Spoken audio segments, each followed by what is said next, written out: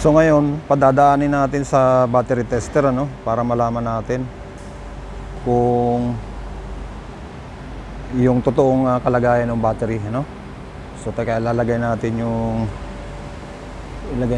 yung huling number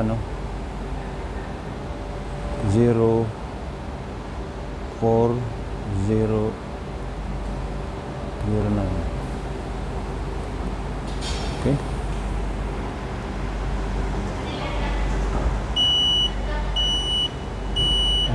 Ayan mahina talaga na-reading niya replace battery.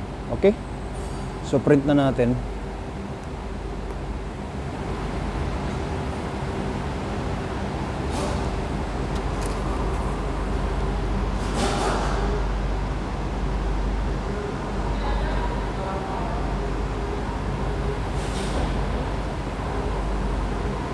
Dahil warranty pa, under warranty pa yung battery.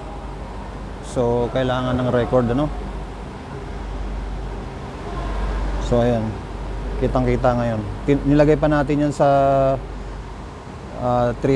470 na rated. Ni-rated natin yung pag test niya Whereas yun 410 lang, 14 amperes lang.